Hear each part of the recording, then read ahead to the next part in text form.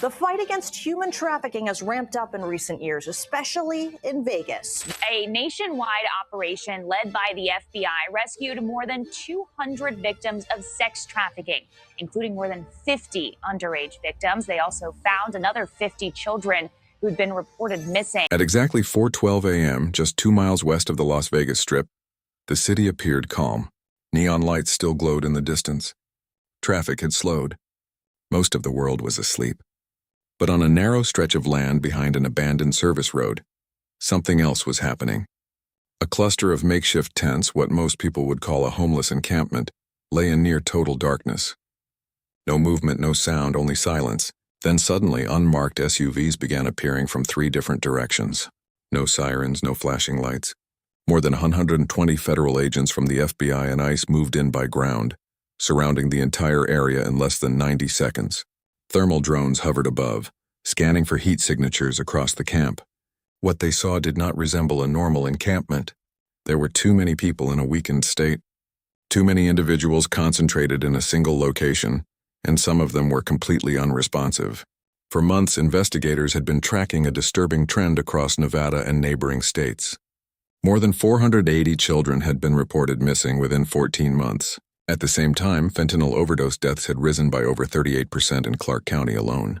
At first glance, the two trends seemed unrelated, but they were the pattern that unlocked the truth.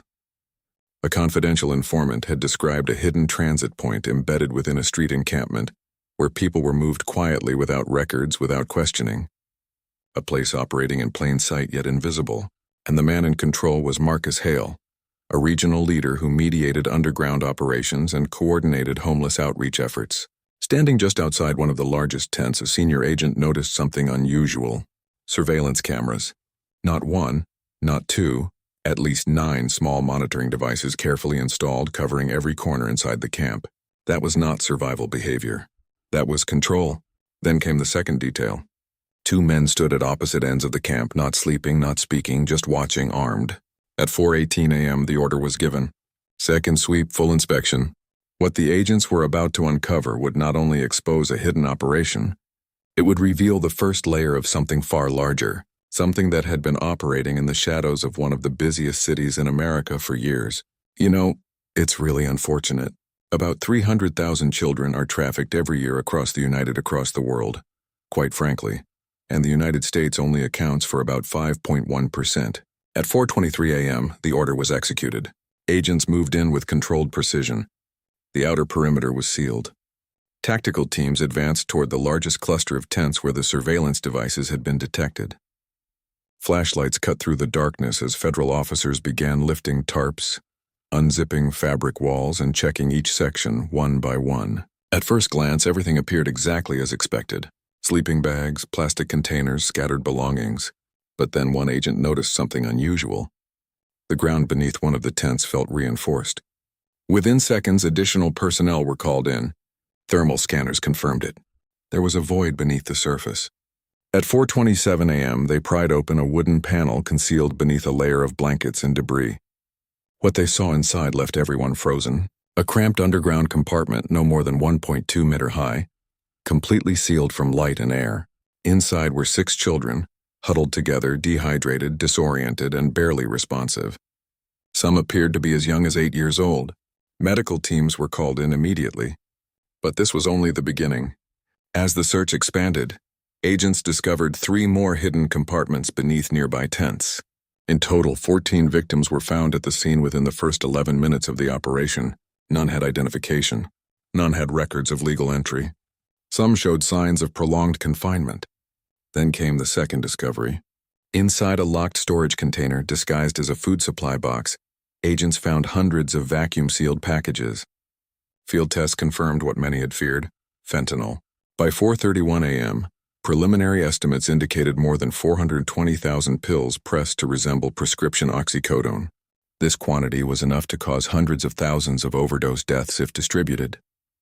Alongside the narcotics were digital scales, industrial pill presses, and packaging materials, equipment consistent with a mid-level drug distribution operation. But one small detail changed the entire scope of the investigation. A ledger, small, worn, handwritten, Inside were coded entries, dates, quantities, and what appeared to be transport logs, not just for drugs, for people. Repeated patterns indicated that transfers were scheduled every 72 hours with volumes increasing over time. These figures did not match the 14 victims found at the scene. By 4:40 a.m., the agents realized the truth. This was not a holding site. It was a transit point, and whatever system stood behind it was still active. My administration is 100% committed to eradicating human trafficking from the earth. By 4:47 a.m., while field teams continued securing the encampment, a second operation had begun. Inside a mobile command unit parked just outside the security perimeter, federal analysts started processing the evidence collected on site. Phones, USB drives, and a small encrypted tablet found inside the locked container were immediately connected to a secure system. What they uncovered in the first 10 minutes changed everything. The tablet did not contain messages. It contained structure, transaction logs, thousands of entries spanning nearly 3 years. Each record followed the same pattern: identifiers, timestamps, and payments broken into smaller amounts. At first glance, the figures appeared ordinary. In total, the amount exceeded $2.3 billion. The money had been moved quietly through a network of shell companies registered in Nevada, Arizona, and northern Mexico.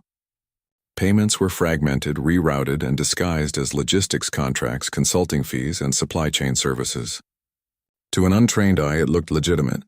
According to federal analysts, it was a money laundering system built with precision, but the financial scale was only part of the story.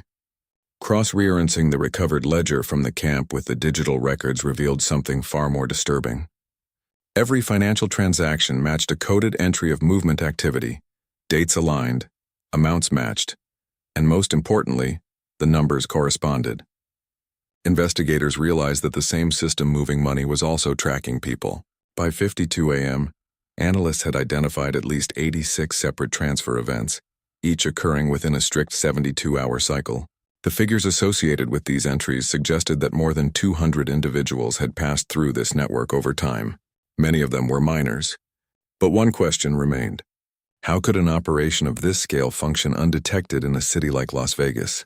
The answer began to emerge from a single line of data.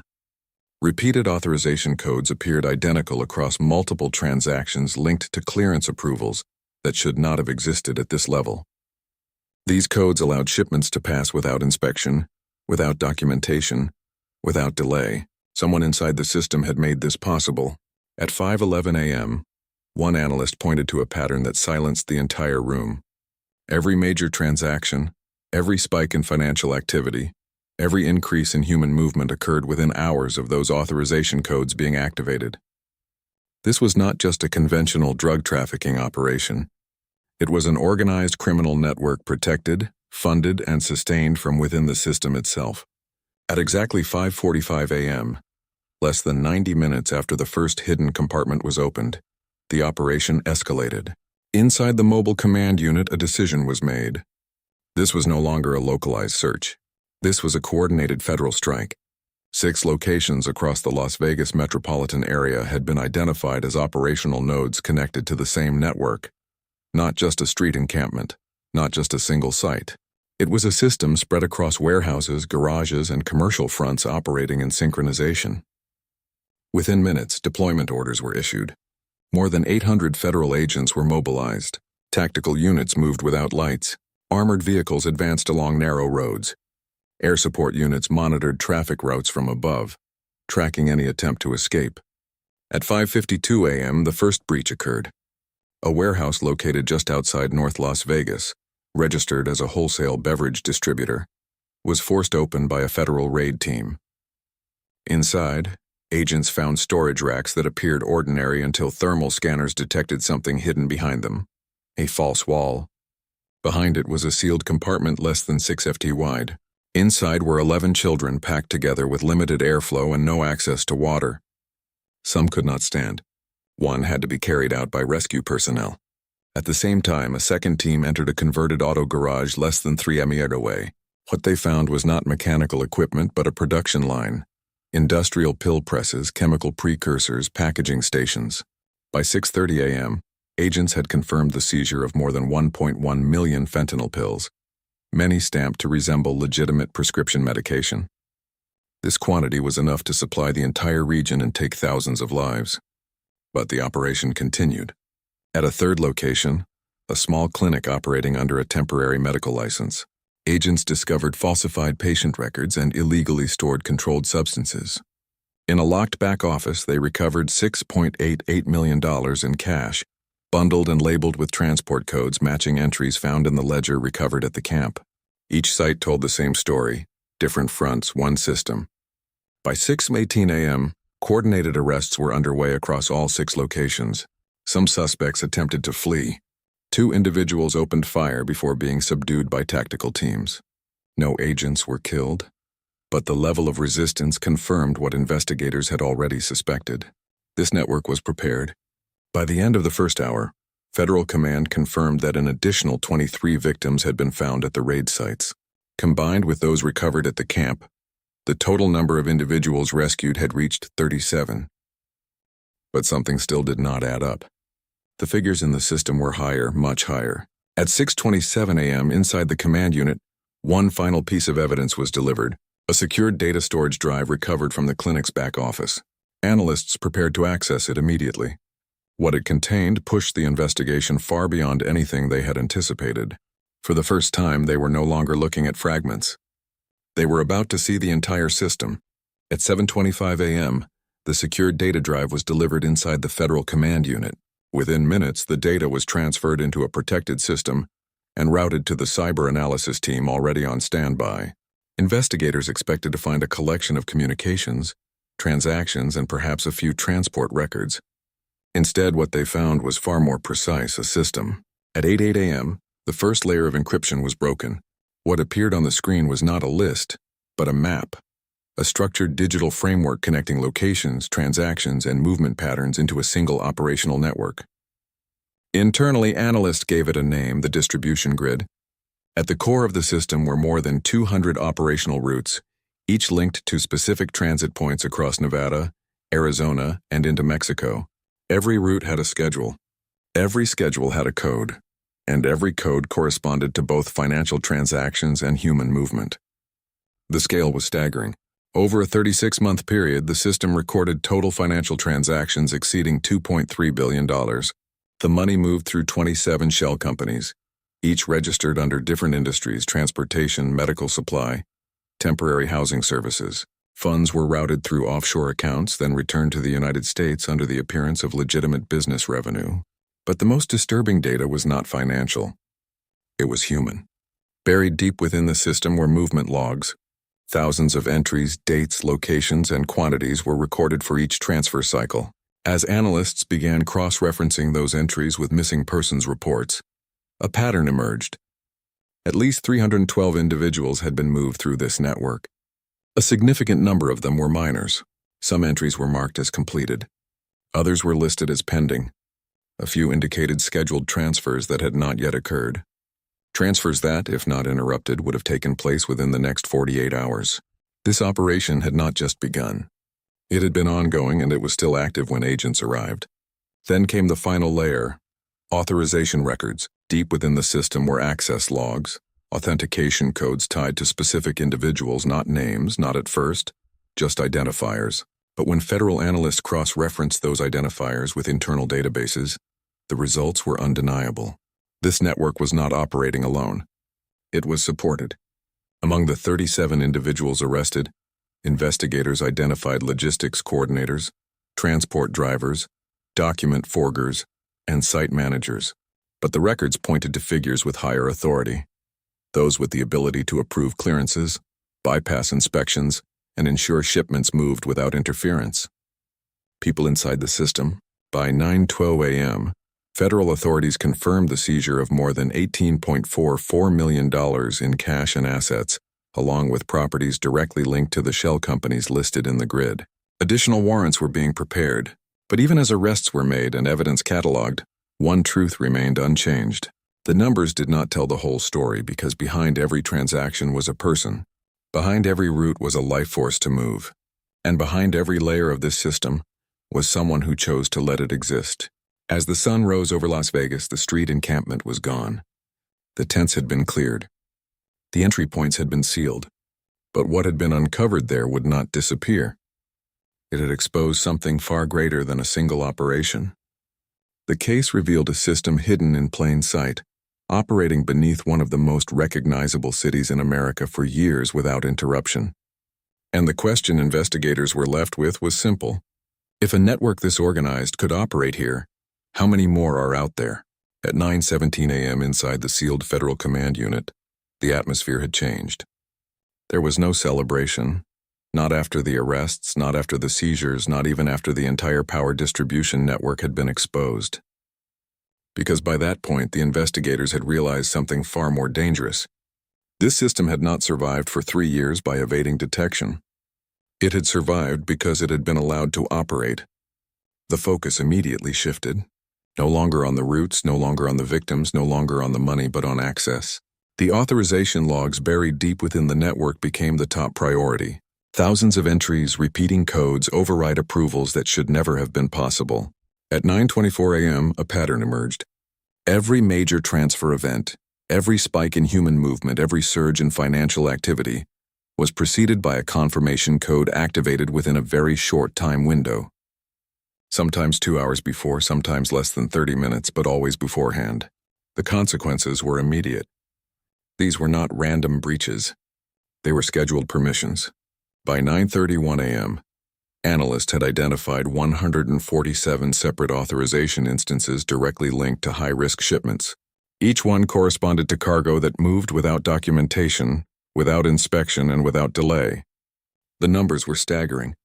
More than 1,800 individual checkpoints had been bypassed across Nevada, Arizona, and major border transport corridors. Over 640 vehicles had been cleared under these conditions, and in at least 86 confirmed cases, those movements aligned perfectly with the human transfer logs identified in the system. No one slipped through gaps they were allowed through. The investigation had crossed a line because these codes were not external. They belonged to the system itself. Every access point was tied to certified entry nodes. Accounts requiring federal-level clearance, not basic access, not temporary permissions, highly operational authority. 5 accounts stood out immediately. Each had been used repeatedly. Each showed activity patterns matching the largest transfer cycles recorded within the network. But there was another profile. It appeared less frequently, but when it did, the scale surged. At 9:44 a.m., the room fell silent. That single account had been used in every major escalation event over the past 36 months. Every time the number of victims increased. Every time financial volumes surged by tens of millions of dollars. Every time a new route was activated, the same authorization appeared. At 9:49 a.m., investigators began cross-referencing internal databases, identity matching, credential verification, access logs across multiple agencies.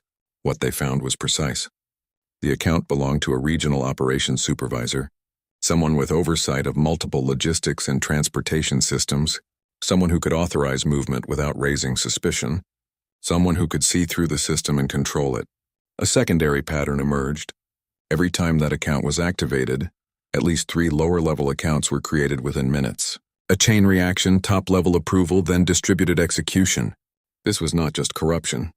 This was structure, a chain of command. By 10:02 a.m., the level of internal compromise was undeniable.